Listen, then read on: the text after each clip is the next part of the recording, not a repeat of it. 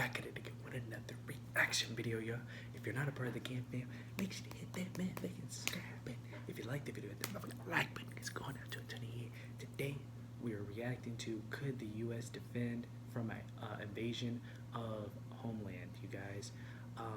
Sorry I have to be quiet. My dog is sleeping right over there. But I thought this would be something different on my channel. I'm always looking for new things to react to. Besides music, I react to everything. But yeah, let me know what you want me to react to next. But yeah, let's hop into the video. It's the early 1980s, and over the sky of the American heartland, Soviet and Cuban paratroopers begin to fall from the sky. In minutes, thousands of communist invaders have gained a foothold in the very heart of America. With World War III in full swing, it's up to a band of plucky teenagers to fight a guerrilla war against the godless commies. If you grew up in the 80s or just plain don't have bad taste in movies, then you're well aware of the action hit Red Dawn, a film that portrays a Soviet invasion of the United States toward the end of the Cold War. No, we're not talking about the remake. We don't speak of the remake. But film aside, could it really happen? That question was asked by infographic show fan Blazik, who wanted to know if someone were to invade America, could the US pull all its forces home and hold out against a foreign invader? Despite what fiction like Red Dawn would have you believe, the United States was never in any danger of an invasion by the Soviet Union, mostly because the Russian people were about as interested in invading the US as Americans were in invading the Soviet Union. Of course, that didn't stop politicians and military officials on both sides using the fear of an evil capitalist or communist invasion from ballooning defense budgets. The saddest fact of the Cold War just might be that despite all the preparations to defend from an invasion by both sides, neither NATO nor the Soviet bloc ever had a single war plan drawn up for an actual preemptive invasion of the other's territory. But another major reason why the US was never under any threat of an invasion is due to its unique place in the world geography. In order for an enemy to get to America, first it must cross two massive oceans, and this geographic fact makes the United States the single most secure nation on Earth. Even today, moving troops and equipment across the oceans is a massive undertaking in terms of both logistics and cost, and very few nations are even capable of attempting the feat. But let's say that the two leading peer competitors to the US decided to join forces and team up against the United States. With all troops returned home from overseas, could the US defend itself against a double-sided assault against it by China and Russia? First, the two-power alliance would have to decide on where to strike. For an invasion to be successful, both nations would have to land troops as quickly as possible, and that would require the use of a working seaport. These ports would require good rail and road infrastructure, and must have deep water anchorages so that large cargo ships could dock and disgorge troops and heavy equipment. The need to take and hold major seaports is critical, as aside from a few token forces with a small number of fire support platforms, amphibious landings alone wouldn't be able to deliver firepower fast enough to secure a beachhead. In Normandy during World War II, the success of the landings was largely down to a brilliant deception played out by the Allies, which saw the Nazis concentrate their forces at the wrong landing site. And even when the real landings happened 100 miles away, Nazi commanders were so fooled by Allied intelligence that they ordered their forces to hold their positions, believing that the real assault was coming their way any day. The ruse, combined with some whopping tactical blunders by Hitler, allowed the Allies to quickly build a makeshift port facility which let Allied armor and artillery disembark. Had Hitler allowed his commanders to commit panzer reinforcements to the landings, Normandy would have likely ended as a complete catastrophe for the Allies. By the time he cleared reserve panzer units for the assault on the beachheads, Allied logistical units had already disembarked enough tanks to repel the assault. In an invasion of the US homeland, such a ruse would be impossible to pull off. Long-range and satellite surveillance assets would see an invasion fleet days before it made landfall, and its target would be clearly known to the American defenders. Therefore, China and Russia would have to act quickly and decisively, taking major seaports and holding them long enough to disembark a sizable expeditionary force able to repel American counter-assaults. For China, the only good options for unloading main battle tanks and mechanized artillery would be the ports in LA, Long Beach, Oakland, Tacoma, and Seattle. The LA Long Beach complex would be especially attractive as it's one of the world's largest ports and would allow Chinese forces to disembark very quickly.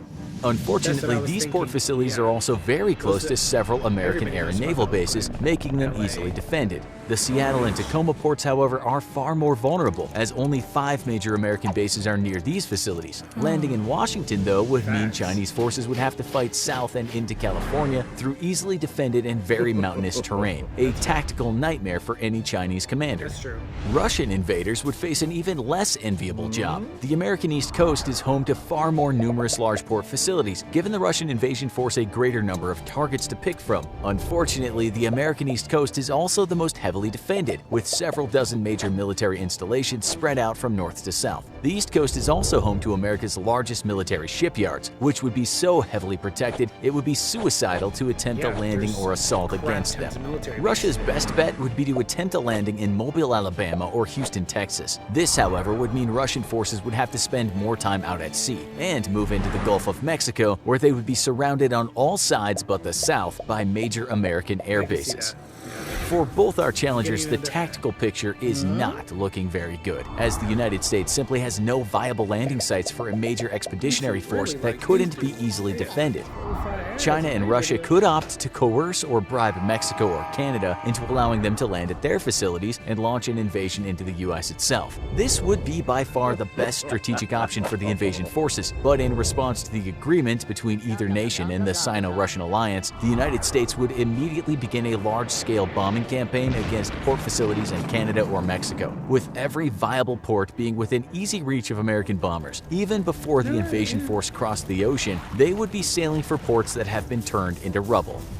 Assuming that the US didn't use naval aviation, which it definitely would, the invaders could opt for using ports in South America, well out of reach of most American bombers, and then simply move north to invade through Mexico. Moving through South America's poor rail and road infrastructure, though, would be a nightmare for the invaders, allowing plenty of time for the US to simply move blocking forces through Mexico to Panama and then hold off the invasion there. If, miraculously, though the alliance did manage to land forces in Canada or Mexico, it would face a different tactical nightmare altogether. In Canada, the lack of suitable border crossings would force the invaders to spread out over a large area, or bottleneck and be subjected to endless attacks by American air power. In Mexico, military border crossings would be possible over a far larger area, but enemy forces would be moving through terrain that provided absolutely no cover. American air power would once more devastate any invaders trying to move through the flat terrain of the US-Mexico border. Geography alone provides the United States with near invulnerability from enemy invasion, but the logistics of the world's militaries proves why the US simply cannot be invaded. An invasion of the American homeland would rely on naval power to get the job done. And right off the bat, no nation on Earth, nor any combination of nations, has the firepower and logistical support needed to carry out such an invasion. The matter is one of historical necessity for the world. Ever since the end of the Second World War, all the world's major powers have had no need to project military power far from their own shores, except for the United States. The Soviet Union was chiefly concerned with securing its European borders, and in the case of a Third World War, its most vital strategic objectives could all be reached over land. The vitally important oil fields of the Middle East could all be taken via land routes through Afghanistan and Iran, and no navy was needed to hold off NATO forces in Europe. The same was true for Europe's NATO members. While once their mighty navies ruled the waves all over the world, their concerns in the 20th century quickly became resisting a possible Soviet invasion, and for that, no major naval power was needed. In the Atlantic, the Soviets hoped to slow the American response with the use of submarines, but ultimately knew that they could never stop the US Navy and thus never seriously tried. On the other side of the world, China struggles to turn itself into a first world power, and other than resentment towards Japan over its actions in World War II, China has had no real motivations to build a strong navy, at least until now. Much like the Soviet Union and Europe's NATO partners, though, China definitely had no real reason to build a heavy sea lift capability in order to move thousands of troops and heavy equipment across the ocean. On the other hand, the United States is both blessed and cursed by geography. While it's untouchable to invasion thanks to the Atlantic and the Pacific, it also means that in order to project power on the world stage, America has always needed a strong navy. This is the reason that the US has always had a very strong naval tradition, and why it has invested in naval and air transport more than any other nation on Earth. If US troops want to get somewhere, after all, they're certainly not walking there. To even get forces into the US, any invading army is going to need some serious sea lift capability, and no force on Earth comes even close to the US's 125-vessel Military Sea Lift Command, which operates a vast fleet of oilers, tankers, and heavy cargo transports. Yet, even this fleet is not enough according to some analysts, and plans are being called for that include dramatically increasing the capability of the US's military transport fleets. China has in recent years expanded its landing ship capabilities, with several dozen available to carry troops and heavy equipment. Exactly. These ships, though, are not meant for global operations and are only designed for cross-strait invasions into Taiwan or to ferry supplies to China's illegal holdings in the artificial islands it built across the South China Sea. A crippling lack of support vessels such as oilers means that China cannot physically get its landing ships across the Pacific, though even if this problem were to be solved, the nation cannot hope to make a contested landing on foreign soil. Again, this is because of China's lack of need for a global expeditionary military force. China's chief military concerns lie with a military invasion and forced repatriation of Taiwan, and thus it has not invested money into developing a true blue water navy. Russia has even less naval transport capability and support vessels, which again is a result of its military objectives being close to home. To compound the two nations' sea lift problems, both nations have no dedicated amphibious assault ships capable of providing close air support and air superiority to landing forces on a contested beach. By comparison, the US operates 9 of these specialized vehicles, and they will soon be equipped with the F-35 stealth fighter. Projecting air power is in fact the biggest weakness for any nation hoping to invade the US, and China and Russia combined only operate 2 active-duty aircraft carriers of extremely limited capabilities. Russia's infamous Admiral Kuznetsov very publicly had to be towed back to a friendly port after experiencing severe mechanical problems. Without adequate air power, neither nation could expect to secure a foothold on the US mainland. America's air forces are twice as large as both nations combined, and its naval aviation alone is as large as Russia's total air power. If by some miracle either nation could get troops across the ocean to US shores, the lack of air power would reduce the attempted landings to a suicide mission.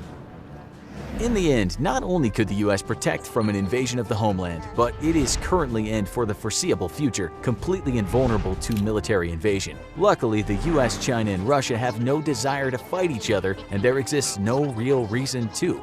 Hey, what did you guys think about that video? I thought it was really educational. I thought it was really cool. I didn't think it was possible to begin with. I know majority of the ports. I've lived quite a few places, you guys, and I know that it'd be very difficult to even be in those places because, like you said, majority of those places have military bases near them, and if they don't, it just wouldn't be advantageous for them. But yeah, let me know. If you're from another country, what do you think? Let me know what you think about it in the comment section below. Don't forget to like, comment, and subscribe, y'all. We are on the road to 1,000 subscribers, so if you haven't joined the Camp Fam yet, what are you doing? Hit that subscribe button. But yeah, let me know what you want to react to next, you guys. I react to everything. But yeah, I'ma catch you in the next video.